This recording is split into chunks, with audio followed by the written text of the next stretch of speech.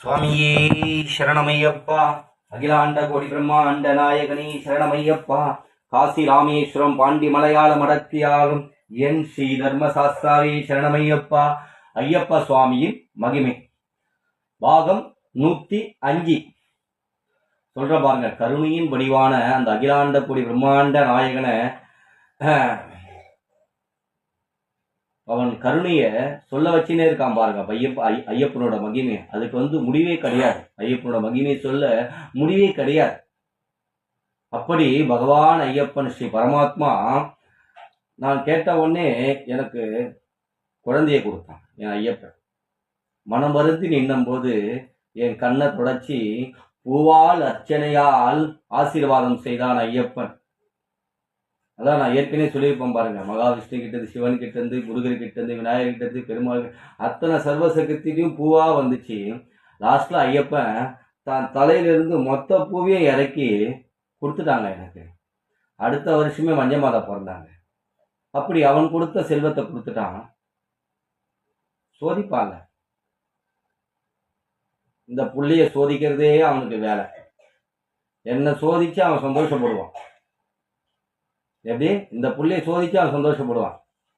ஆனால் ஒரு நாளும் அவன் கண்ணீரை வரவிட மாட்டான். அப்படி வரவிட்டால் அந்த கண்ணீரத்தை துடைத்து அவன் கண்ணீரில் நீரை வரவைப்பான் ஐயப்பன். அதான் எல்லாத்தையும் சொல்லுவேன். என் கண்கள் கலங்கினால் உன் கண்கள் கலங்குதடா ஐயனே ஐயப்பா.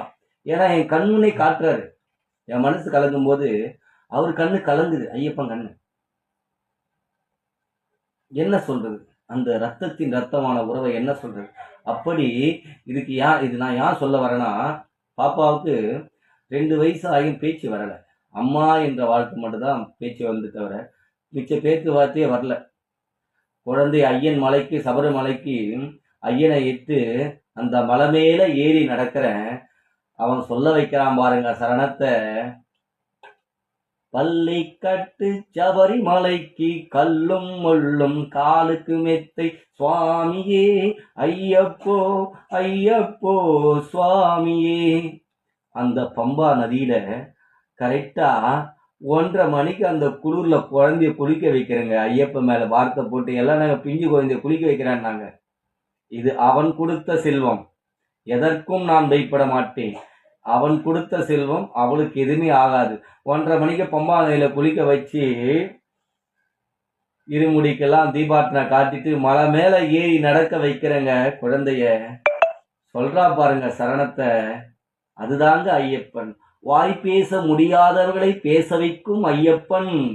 நம்பி அவருக்கு என்றும் அவன் கை கொடுக்கும் ஐயப்பன். மலைக்கு போயிட்டு வந்த உடனே சரணத்தை சொல்லிட்டு குழந்தை சரணத்தை சொல்லிட்டு வீடு திரும்பும்போது அப்பான்னு கூப்பிடுறான். எப்படி அப்பான்னு கூப்பிடுறான்? என்னங்க அந்த தெய்வத்தை சொல்ல, அந்த கருணையின் வடிவான தெய்வத்தை சொல்ல என்னங்க? அதான் சொல்லுவேன். உலகத்தில் எத்தனை கோடிகள் மலைகள் இருந்தாலும் அத்தனை கோடி மலைகளிலும் சமமான ஒரு மலை ஐயப்பன் வாழும் சபரிமலை. இதை யார் சொல்ற வரனா, எல்லா சர்வசக்தியும் நிறைந்த இடம் சபரிமலை. எப்படி எல்லா சர்வசக்தியும் நிறைந்த இடம் சபரிமலை. தேவர்களும் முனிவர்களும் ரிஷிகளும் சித்தர்களும் வாழுமலை சபரிமலை.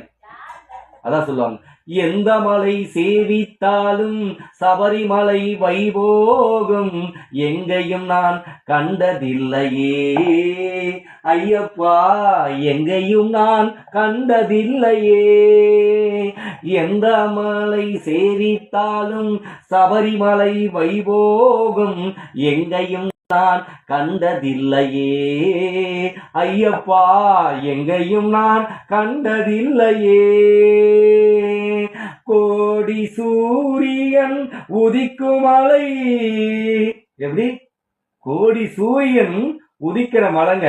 ஒரு சூரியன்ல கோடி சூரியன் உதிக்கும் மலை.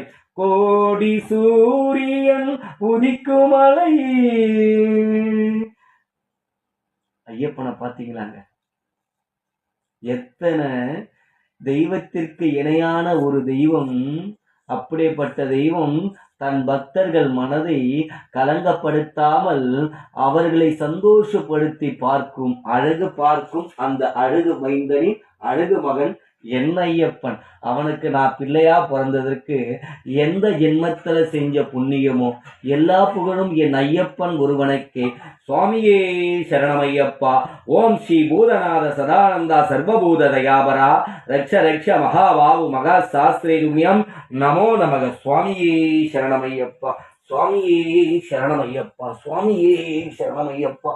குருவே துணை, குருவே துணை, என் ஐயப்பனே துணை, என் ஐயப்பனே துணை, என் ஐயப்பனே துணை. சுவாமியே சரணமையப்பா. சுவாமியே சரணமையப்பா.